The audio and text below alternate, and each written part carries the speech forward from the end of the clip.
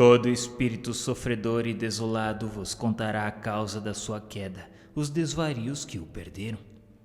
Esperanças, combates e terrores, remorsos, desesperos e dores, tudo vos dirá, mostrando Deus justamente irritado a punir o culpado com toda a severidade.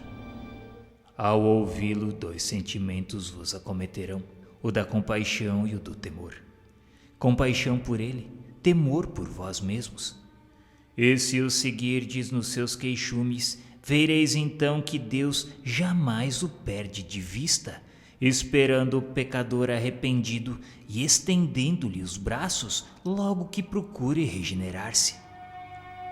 Do culpado vereis enfim os progressos benéficos para os quais tereis a felicidade e a glória de contribuir, com a solicitude e o carinho do cirurgião acompanhando a cicatrização da ferida que pensa diariamente.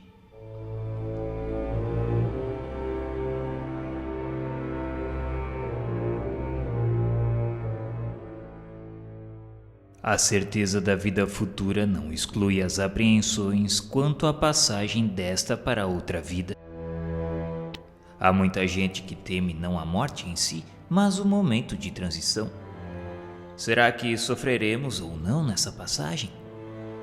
Por isso se inquietam, e com razão, visto que ninguém foge à lei fatal dessa transição. Podemos dispensar-nos de uma viagem neste mundo, menos essa. Ricos e pobres devem todos fazê-la, e por dolorosa que seja a franquia, nem posição nem fortuna podem suavizá-la. Vendo-se a calma de alguns moribundos e as convulsões terríveis de outros, pode-se previamente julgar que as sensações experimentadas nem sempre são as mesmas. Quem poderá, no entanto, esclarecer-nos a tal respeito? Quem nos descreverá o fenômeno fisiológico da separação entre a alma e o corpo? Quem nos contará as impressões desse instante supremo quando a ciência e a religião se calam? E calam-se porque lhes falta conhecimento das leis que regem as relações do espírito e da matéria, parando uma nos umbrais da vida espiritual e a outra nos da vida material. O espiritismo é o traço de união entre as duas, e só ele pode dizer-nos como se opera a transição, quer pelas noções mais positivas da natureza da alma, quer pela descrição dos que deixaram este mundo. O conhecimento do laço fluídico que une a alma ao corpo é a chave desse e de muitos outros fenômenos. A insensibilidade da matéria inerte é um fato, e só a alma experimenta sensações de dor e de prazer. Durante a vida, toda desagregação material repercute na alma, que, por este motivo, recebe uma impressão mais ou menos dolorosa. É a alma e não o corpo quem sofre, pois este não é mais que instrumento da dor. Aquela é o paciente. Após a morte, separada a alma, o corpo pode ser impunemente mutilado que nada sentirá. Aquela, por insulada, nada experimenta da destruição orgânica. A alma tem sensações próprias cuja fonte não reside na matéria tangível. O perispírito é o envoltório da alma e não se separa dela nem antes nem depois da morte. Ele não forma com ela mais que uma só entidade, e nem mesmo se pode conceber uma sem outro. Durante a vida, o fluido perispirítico penetra o corpo em todas as suas partes e serve de veículo às sensações físicas da alma, do mesmo modo como esta, por seu intermédio, atua sobre o corpo e dirige-lhe os movimentos. A extinção da vida orgânica acarreta a separação da alma em consequência do rompimento do laço fluídico que a une ao corpo, mas essa separação nunca é brusca. O fluido perispiritual só pouco a pouco se desprende de todos os órgãos, de sorte que a separação só é completa e absoluta quando não mais reste um átomo do perispírito ligado a uma molécula do corpo. A sensação dolorosa da alma por ocasião da morte está na razão direta da soma dos pontos de contato existentes entre o corpo e o perispírito, e por conseguinte também da maior ou menor dificuldade que apresenta o rompimento. Não é preciso, portanto, dizer que, conforme as circunstâncias, a morte pode ser mais ou menos penosa. E estas circunstâncias é que nos cumpre examinar. Estabeleçamos em primeiro lugar e como princípio os 4 seguintes casos, que podemos reputar situações extremas dentro de cujos limites há uma infinidade de variantes. Primeiro caso: se no momento em que se extingue a vida orgânica, o desprendimento do perispírito fosse completo, a alma nada sentiria absolutamente. Segundo, se nesse momento a coesão dos 2 elementos estiver no auge de sua força, produz-se uma espécie de ruptura que reage dolorosamente sobre a alma. Terceiro, se a coesão for fraca, a separação torna-se fácil e opera-se sem abalo. Quarto, se após a cessação completa da vida orgânica existirem ainda numerosos pontos de contato entre o corpo e o perispírito, a alma poderá ressentir-se dos efeitos da decomposição do corpo até que o laço inteiramente se desfaça. Daí resulta que o sofrimento que acompanha a morte está subordinado à força adesiva que une o corpo ao perispírito, que tudo o que puder atenuar essa força e acelerar a rapidez do desprendimento torna a passagem menos penosa. E finalmente que, se o desprendimento se operar sem dificuldade, a alma deixará de experimentar qualquer sentimento desagradável. Na transição da vida corporal para a espiritual, produz-se ainda um outro fenômeno de importância capital: a perturbação. Nesse instante, a alma experimenta um torpor que paralisa momentaneamente as suas faculdades, neutralizando, ao menos em parte, as sensações. É como se disséssemos um estado de catalepsia, de modo que a alma quase nunca testemunha conscientemente o derradeiro suspiro. Dizemos quase nunca, porque há casos em que a alma pode contemplar conscientemente o desprendimento, como em breve veremos. A perturbação pode, pois, ser considerada o estado normal no instante da morte e perdurar por tempo indeterminado, variando de algumas horas a alguns anos. À proporção que se liberta, a alma encontra-se numa situação comparável à de um homem que desperta de profundo sono. As ideias são confusas, vagas, incertas, a vista apenas distingue como que através de um nevoeiro, mas pouco a pouco se aclara, desperta-se-lhe a memória e o conhecimento de si mesmo. Bem diverso é, contudo, esse despertar. Calmo para uns, acorda-lhe sensações deliciosas. Tétrico, aterrador e ansioso para outros, é qual horrendo pesadelo. O último alento quase nunca é doloroso, uma vez que ordinariamente ocorre em momento de inconsciência, mas a alma sofre antes dele a desagregação da matéria nos estertores da agonia e depois as angústias da perturbação. Demo-nos pressa em afirmar que este estado não é geral, porquanto a intensidade e duração do sofrimento estão na razão direta da afinidade existente entre o corpo e perispírito. Assim, quanto maior for essa afinidade, tanto mais penosos e prolongados serão os esforços da alma para desprender-se.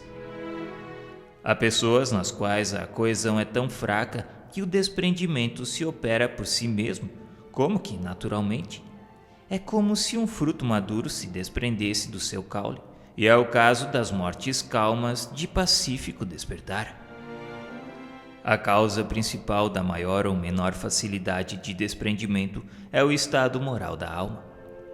A afinidade entre corpo e perispírito é proporcional ao apego da matéria, que atinge o seu máximo no homem, cujas preocupações dizem respeito exclusiva e unicamente à vida e gozos materiais. Ao contrário, nas almas puras que antecipadamente se identificam com a vida espiritual, o apego é quase nulo. E desde que a lentidão e a dificuldade do desprendimento estão na razão do grau de pureza e desmaterialização da alma, de nós somente depende o tornar fácil ou penoso, agradável ou doloroso esse desprendimento. Posto isso, quer como teoria, quer como resultado de observações, resta-nos examinar a influência do gênero de morte sobre as sensações da alma nos últimos transes. Em se tratando de morte natural, resultante da extinção das forças vitais por velhice ou doença, o desprendimento opera-se gradualmente. Para o homem cuja alma se desmaterializou e cujos pensamentos se destacam das coisas terrenas, o desprendimento quase se completa antes da morte real. Isto é, ao passo que o corpo ainda tem vida orgânica, já o espírito penetra a vida espiritual, apenas ligado por elo tão frágil que se rompe com a última pancada do coração. Nesta contingência, o espírito pode ter já recuperado a sua lucidez, de molde a tornar-se testemunha consciente da extinção da vida do corpo, considerando-se feliz por tê-lo deixado. Para esse, a perturbação é quase nula, ou antes, não passa de ligeiro sono calmo, do qual desperta com indizível impressão de esperança e ventura. No homem materializado e sensual, que mais viveu do corpo que do espírito, e para o qual a vida espiritual nada significa, nem sequer lhe toca o pensamento, tudo contribui para estreitar os laços materiais, e quando a morte se aproxima, o desprendimento, conquanto se opere gradualmente, também demanda contínuos esforços. As convulsões da agonia são indícios da luta do espírito, que às vezes procura romper os elos resistentes e outras se agarra ao corpo, do qual uma força irresistível o arrebata com violência, molécula por molécula. Quanto menos vê o espírito além da vida corporal, tanto mais se lhe apega, e assim sente que ela lhe foge e quer retê-la, em vez de abandonar ao movimento que o empolga. Resiste com todas as forças e pode mesmo prolongar a luta por dias, semanas e meses inteiros. Certo, nesse momento o espírito não possui toda a lucidez, visto como a perturbação de muitos se antecipou à morte, mas nem por isso sofre menos, e o vácuo em que se acha e a incerteza do que lhe sucederá agravam-lhe as angústias. Dá-se por fim a morte, e nem por isso está tudo terminado. A perturbação continua. Ele sente que vive, mas não define se material, se espiritualmente. Luta e luta ainda, até que as últimas ligações do perispírito se tenham de todo rompido. A morte pôs termo à moléstia efetiva, porém não lhe sustou as consequências. E enquanto existirem pontos de contato do perispírito com o corpo, o espírito ressente-se e sofre com as suas impressões. Quão diversa é a situação do espírito desmaterializado, mesmo nas enfermidades mais cruéis. Sendo frágeis os laços fluídicos que o prendem ao corpo, rompem-se suavemente. Depois, a confiança do futuro entrevisto em pensamento ou na realidade, como sucede algumas vezes, farão encará-lo à morte, qual redenção, e as suas consequências como prova, advindo-lhe daí uma calma resignada que lhe ameniza o sofrimento. Após a morte, rotos os laços, nenhuma só reação dolorosa que o afete, o despertar é lépido, desembaraçado, por sensações únicas, enfim, o alívio e a alegria. Na morte violenta, as sensações não são precisamente as mesmas. Nenhuma desagregação inicial ha começado previamente a separação do perispírito. A vida orgânica em plena exuberância de força é subitamente aniquilada. Nestas condições, o desprendimento só começa depois da morte e não pode completar-se rapidamente. O espírito colhido de improviso fica como que aturdido e sente e pensa e acredita-se vivo, prolongando-se essa ilusão até que compreenda o seu estado. Este estado intermediário entre a vida corporal e a espiritual é dos mais interessantes para ser estudado, porque apresenta o espetáculo singular de um espírito que julga material o seu corpo fluídico, experimentando ao mesmo tempo todas as sensações da vida orgânica.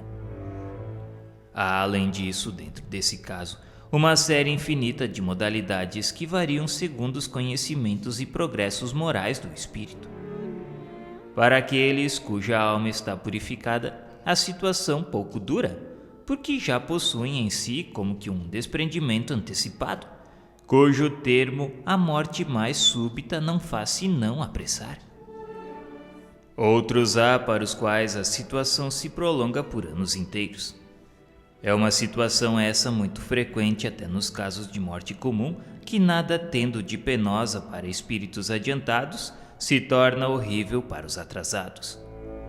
No suicida, principalmente, excede a toda expectativa. Preso no corpo por todas as suas fibras, o perispírito faz repercutir na alma todas as sensações daquele com sofrimentos cruciantes. O estado do espírito por ocasião da morte pode ser assim resumido. Tanto maior é o sofrimento, quanto mais lento for o desprendimento do perispírito. A presteza desse desprendimento está na razão direta do adiantamento moral do espírito. Para o espírito desmaterializado, de consciência pura, a morte é qual um sono breve, isento de agonia, e cujo despertar é suavíssimo.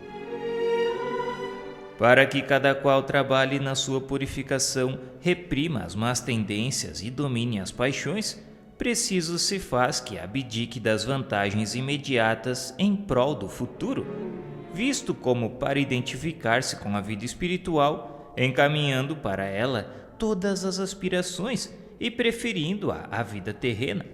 Não basta crer, mas sim compreender. Devemos considerar essa vida debaixo de um ponto de vista que satisfaça ao mesmo tempo a razão, a lógica, ao bom senso e ao conceito em que temos a grandeza, a bondade e a justiça de Deus. Considerado deste ponto de vista, o Espiritismo, pela fé inabalável que proporciona, é de quantas doutrinas filosóficas que conhecemos a que exerce mais poderosa influência. O espírita sério não se limita a crer, porque compreende, e compreende porque raciocina. A vida futura é uma realidade que se desenrola incessantemente a seus olhos, uma realidade que ele toca e vê, por assim dizer, a cada passo, e de modo que a dúvida não pode empolgá-lo ou ter guarida em sua alma. A vida corporal, tão limitada, amesquinha-se diante da vida espiritual, da verdadeira vida. Que lhe importam os incidentes da jornada se ele compreende a causa e a utilidade das vicissitudes humanas quando suportadas com resignação? A alma eleva-se-lhe nas relações com o mundo visível. Os laços fluídicos que o ligam à matéria enfraquecem-se, operando-se por antecipação um desprendimento parcial que facilita a passagem para outra vida. A perturbação consequente à transição pouco perdura, porque uma vez franqueado o passo, para logo se reconhece nada estranhado, antes compreendendo a sua nova situação. Com certeza, não é só o Espiritismo que nos assegura tão auspicioso resultado, nem ele tem a pretensão de ser um meio exclusivo, a garantia única de salvação para as almas. Forçoso é confessar, porém, que pelos conhecimentos que fornece, pelos sentimentos que inspira, como pelas disposições em que coloca o espírito, fazendo-lhe compreender a necessidade de melhorar-se, facilita enormemente a salvação. Ele dá a mais e a cada um os meios de auxiliar o desprendimento de outros espíritos ao deixarem o invólucro material, abreviando-lhes a perturbação pela evocação e pela prece. Pela prece sincera, que é uma magnetização espiritual, provoca-se a desagregação mais rápida do fluido perispiritual. Pela evocação conduzida com sabedoria e prudência, com palavras de benevolência e conforto, combate-se o entorpecimento do espírito, ajudando-o a reconhecer-se mais cedo. E se é sofredor, incute-se-lhe o arrependimento, único meio de abreviar os seus sofrimentos. Nota: os exemplos que vamos transcrever mostram-nos os espíritos nas diferentes fases de felicidade e infelicidade da vida espiritual. Não fomos procurá-los nas personagens mais ou menos ilustres da antiguidade, cuja situação pudera ter mudado consideravelmente depois da existência que lhes conhecemos, e que por isto não oferecem provas suficientes de autenticidade. Ao contrário, tomamos esses exemplos nas circunstâncias mais ordinárias da vida contemporânea, uma vez que assim pode cada qual encontrar mais similitudes e tirar, pela comparação, as mais proveitosas instruções. Quanto mais próxima de nós está a existência terrestre dos espíritos, quer pela posição social, quer por laços de parentesco ou de meras relações, tanto mais nos interessamos por eles, tornando-se fácil averiguar-lhe a identidade. As posições vulgares são as mais comuns, as de maior número, podendo cada qual aplicá-las em si, de modo a tornarem-se úteis, ao passo que as posições excepcionais comovem menos porque saem da esfera dos nossos hábitos. Não foram, pois, as sumidades que procuramos, e se nesses exemplos se encontram quaisquer personagens conhecidas, de obscuras se compõe o maior número. Acresce que nomes retumbantes nada adiantariam à instrução que visamos, podendo ainda ferir suscetibilidades.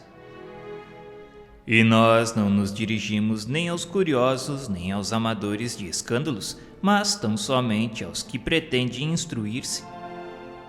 Esses exemplos poderiam ser multiplicados infinitamente, porém, forçados a limitar-lhes o número, fizemos escolha dos que pudessem melhor esclarecer o mundo espiritual e o seu estado já pela situação dos espíritos, já pelas explicações que estavam no caso de fornecer. A maior parte destes exemplos está inédita e apenas alguns poucos foram já publicados na Revista Espírita. Destes suprimimos supérfluas minúcias, conservando apenas o essencial ao fim que nos propusemos, ajustando-lhes as instruções complementares a que poderão dar lugar futuramente.